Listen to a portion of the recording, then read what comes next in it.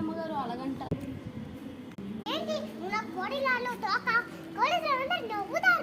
ఏం తెలీదు, నేను మీకు బాడీ గార్డ్ లాగే.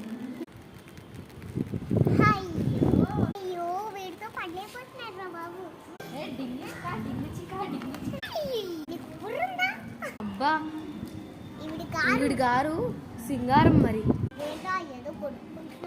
ఏం లేదు అమ్మగారు, పదండి అమ్మగారు, కాలేజీకి టైం అయిపోతుంది. అదే ఉంది అమ్మగారు, నేను పట్టుకుంటాను.